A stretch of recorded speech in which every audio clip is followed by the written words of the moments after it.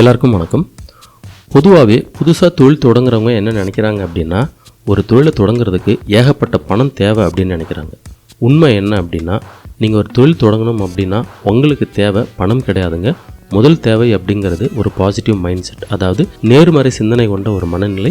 ரெண்டாவது திறமை, ஏதாவது ஒரு ஸ்கில். இந்த ரெண்டும் இருந்தால் பண தேவை அப்படிங்கிறது இல்லாமலும் போகலாம். அப்படி இல்லைன்னா அது மூணாவதாக தான் இருக்கும், அதாவது உங்களுக்கான இன்வெஸ்ட்மெண்ட் அப்படிங்கிறது கடைசியான தேவையாக தான் இருக்கும். இந்த வீடியோவில் எந்த ஒரு பண முதலீடும் இல்லாமல் உங்களால் தொடங்கக்கூடிய 5 ஸ்மால் பிஸ்னஸ் ஐடியாஸ் தான் நம்ம பார்க்க போகிறோம். இந்த ஒவ்வொரு பிஸ்னஸ் ஐடியாக்குள்ளேயும் உங்களுக்கு ஏகப்பட்ட தொழில் வாய்ப்புகளை உருவாக்கக்கூடிய மனநிலையை உங்களால் வளர்த்துக்க முடியும். முதல்ல சர்வீஸ் பேஸ்டு பிஸ்னஸ்ன்னு சொல்லுவாங்க, அதாவது சேவை சார்ந்த தொழில்கள். இந்த தொழில்களை நீங்கள் ரொம்ப சுலபமாக ஆரம்பிக்கலாம். உங்களுக்கு எந்த விதமான பண முதலீடும் தேவை கிடையாது. ஆனால் உங்களோட நேரத்தை செலவு செய்யணும், உங்களோட திறமைகளை இங்கே வெளிப்படுத்தணும். உதாரணத்துக்கு ஒரு 4 தொழில்கள் சொல்லணும் அப்படின்னா, ஃப்ரீலான்சிங் ஒர்க்குன்னு சொல்லுவாங்க. நீங்கள் கம்ப்யூட்டர் வச்சிருந்தீங்க, உங்களுக்கு கிராஃபிக் டிசைனிங் தெரியும், வீடியோ எடிட்டிங் தெரியும், வாய்ஸ் ஓவர் கொடுக்க தெரியும் அப்படின்னா ஏகப்பட்ட தொழில்களை நீங்கள் வீட்டில் இருந்தே பண்ண முடியும். இது ஒரு சுயதொழில். இந்த மாதிரி சுயதொழில் சார்ந்த சிந்தனைகளை நீங்கள் வளர்த்துக்கிட்டீங்க அப்படின்னா அதுக்கான திறமையும் நீங்கள் வளர்த்துப்பீங்க.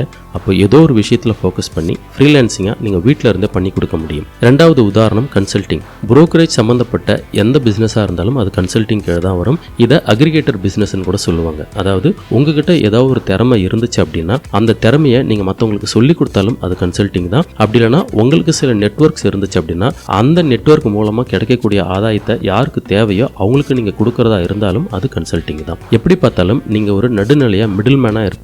இந்த பக்கம் தேவை உள்ளவங்க இருப்பாங்க, இந்த பக்கம் அவங்களுக்கு தேவையானது உங்களோட ரீச்ல இருக்கும். இது ரெண்டும் நீங்க பிரிட்ஜ் பண்றீங்க அப்படின்னா அதுக்கு பேர் தான் கன்சல்டிங். இந்த மாதிரி ஏதாவது ஒரு தொழில் வாய்ப்பை உங்களால உருவாக்கிக்க முடியுமான்னு பாருங்க. இதுக்கு எந்த ஒரு முதலீடும் தேவை கிடையாது. மூணாவது உதாரணம் சொல்லணும் அப்படின்னா டீச்சிங் தான். அதாவது இன்னைக்கு மார்க் அப்படிங்கிறத தாண்டி, ஸ்கூல் அப்படிங்கிறத தாண்டி, காலேஜ் அப்படிங்கிறத தாண்டி பணம் பண்றதுக்கான ஏதோ ஒரு திறமையை வளர்த்துக்கணும்னு சொல்லிட்டு எல்லா மாணவர்களும் நினைக்கிறாங்க, அவங்களுடைய பெற்றோர்களும் நினைக்கிறாங்க. உங்ககிட்ட அப்படி ஏதாவது ஒரு திறமையை குழந்தைகளுக்கோ மாணவர்களுக்கோ சொல்லிக் கொடுக்க முடியும் அப்படின்னா இன்னைக்கு ஒரு பெரிய அட்வான்டேஜ் அப்படிங்கிறது ஆன்லைன். நீங்க கடல் கடந்து உங்ககிட்ட இருக்க ஒரு திறமையை யாருக்கு தேவையோ அவங்களுக்கு ஆன்லைன்ல ஈஸியா சொல்லிக் கொடுக்க முடியும். நீங்க லோக்கல்ல சொல்லிக் கொடுக்கணும்னு நினைச்சீங்கன்னா ஆஃப்லைன்லயும் சொல்லிக் கொடுக்க முடியும். இதுக்கு உங்களுக்கு தைரியம் தான் வேணும். ரெண்டாவது உங்ககிட்ட என்ன திறமை இருக்கு அப்படிங்கறத யோசிச்சு பாருங்க.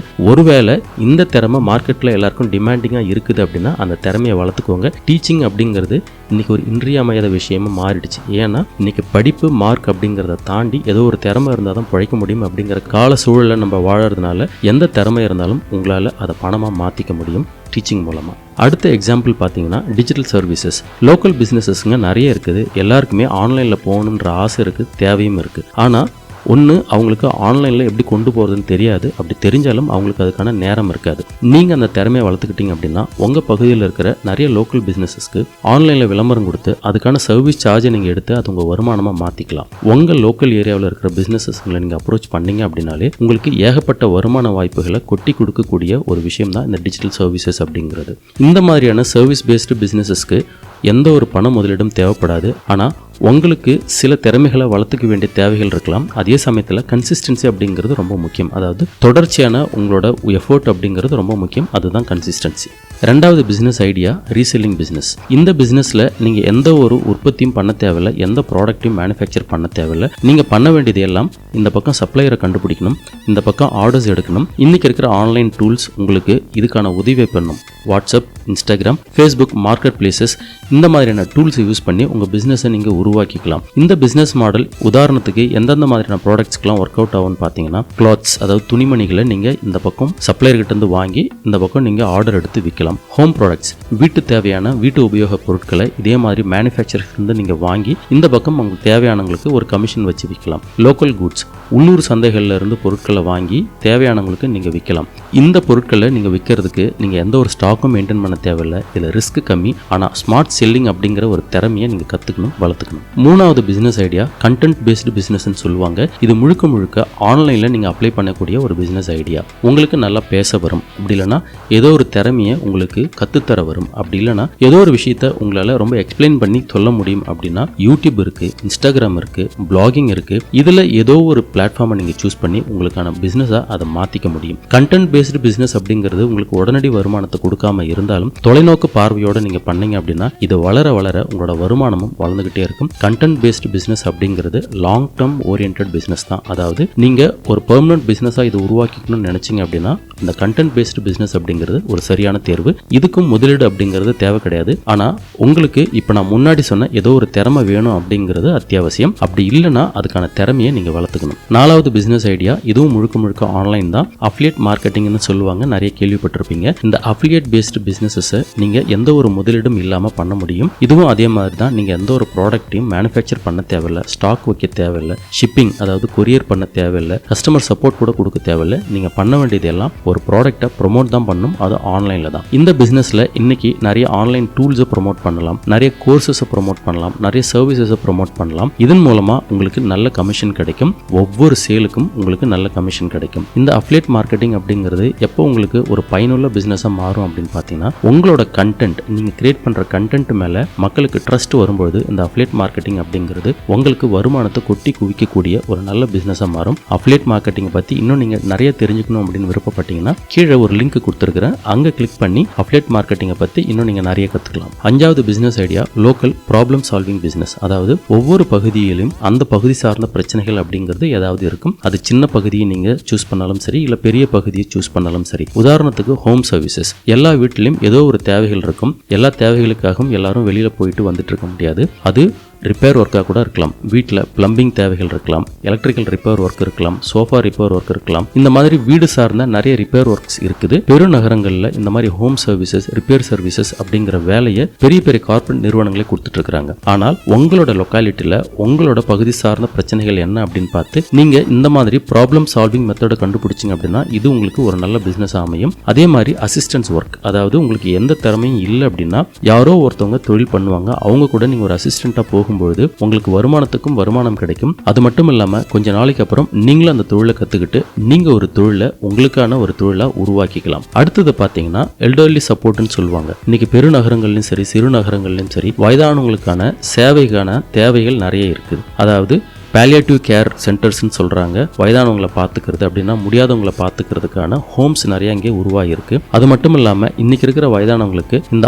ஆன்லைன் ஆப்ஸ்லாம் ஆப்ரேட் பண்ண முடியாத ஒரு சூழ்நிலை இருக்கிறவங்களுக்கு இப்போ நம்ம பயன்படுத்துகிற நிறைய ஹோம் டெலிவரி ஆப்ஸ்லாம் அவங்களால பயன்படுத்த முடியாதனாலவும், அதே சமயத்தில் அவங்கக்கிட்ட அவங்களுக்கு உதவி பண்ணுறதுக்கு எந்த விதமான இளைஞர்களோ அப்படி இல்லைன்னா அவங்களுக்கு உதவி பண்ணுறதுக்கான ஆட்களோ அவங்க வீட்டில் இல்லாத பட்சத்தில் அவங்களுக்கான சேவை அப்படிங்கிறது இன்னைக்கு நிறைய இடத்துல தேவைகளாக இருக்குது. அதனால் இந்த எல்டர்லி சப்போர்ட்டில் நீங்கள் யோசிச்சு பார்த்தீங்க அப்படின்னா உங்களுக்கு நிறைய தொழில் வாய்ப்புகளுக்கான ஐடியாஸ் கிடைக்கும். இந்த மாதிரி வயதானவங்களுக்கான சேவைகளை ஒரு வேலையா செஞ்சீங்க அப்படின்னா இது மூலமா உங்களுக்கு நிறைய வருமானம் வர்றதுக்கான வாய்ப்புகள் இருக்குது. அடுத்தது பாத்தீங்கன்னா சின்ன சின்ன கோஆர்டினேஷன் பிசினஸ். இதுவும் முழுக்க முழுக்க லோக்கல் பிசினஸ் சால்விங் பிசினஸ் தான். உதாரணத்துக்கு இன்னைக்கு கல்யாணமா இருக்கட்டும், இல்லைன்னா வேற ஏதாவது ஃபங்க்ஷனா இருக்கட்டும், அவங்களுக்கு ஒரு தேவைன்னு கிடையாது. கல்யாண மண்டபம் தொடங்கி ஸ்டேஜ் அலங்காரமா இருக்கட்டும், போட்டோ ஷூட்டா இருக்கட்டும், ஆர்கெஸ்ட்ராவா இருக்கட்டும், இப்படி ஏகப்பட்ட விஷயங்களை அரேஞ்ச் பண்ணக்கூடிய தேவைகள் இருக்கிறதுனால அவங்க ஒவ்வொருத்தங்கிட்டே போயிட்டு இருக்க முடியாது. அந்த தேவைகளை நான் முன்னாடி சொன்ன மாதிரி ஒரு அக்ரிகேட்டராவோ, ஒரு புரோக்கராவோ, ஒரு மீடியேட்டராவோ இருந்து நீங்க ஆர்கனைஸ் பண்ணி கொடுக்கறது அப்படிங்கிறது ஒரு உதாரணம். அதுக்கான திறமை நீங்க வளர்த்துக்கிட்டீங்க அப்படின்னா உங்க உள்ளூர் பகுதிகளில்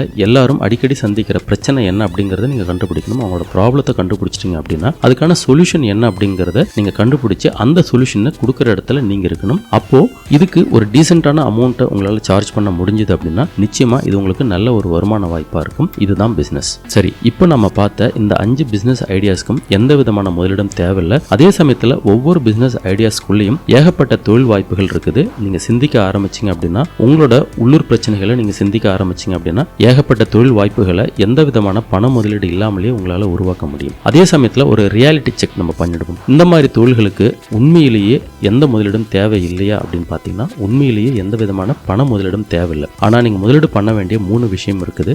முதல்ல நேரம், 2வது கற்றல், அதாவது நீங்க ஏதாவது ஒரு திறமையை வளர்த்துக்கணும், கத்துக்கணும். 3வது பாத்தீங்கன்னா பொறுமை. இந்த பணம் அப்படிங்கிறது எடுத்து எடுப்பிலே வராது. நீங்க ஒரு திறமையை கத்துக்கிட்டு அந்த திறமை மக்களுக்கான ப்ராப்ளத்தை சால்வ் பண்ணக்கூடிய இடத்துல இருக்கும்போது வருமானமும் நிச்சயமா உறுதிப்படுத்தப்பட்ட ஒன்று அப்படிங்கிறத நீங்க நம்பலாம்.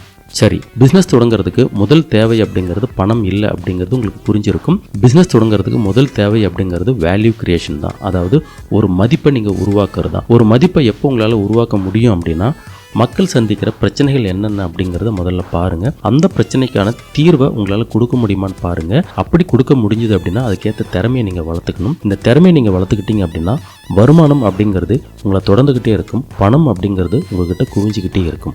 சரி, இந்த மாதிரி நிறைய பிஸ்னஸ் ஐடியாஸை நீங்கள் தெரிஞ்சுக்கணும் அப்படின்னு நினச்சாலும், பணம் சார்ந்த நிறைய விஷயங்களை நீங்கள் தெரிஞ்சுக்கணும்னு நினச்சாலும் மணி அண்ட் க்ரோத் இந்த சேனலை சப்ஸ்கிரைப் பண்ணுங்கள். இந்த வீடியோவை உங்கள் நண்பர்களுக்கும் ஷேர் பண்ணுங்கள், லைக் பண்ணுங்கள். இன்னொரு வீடியோவில் பார்க்கலாம். நன்றி, வணக்கம்.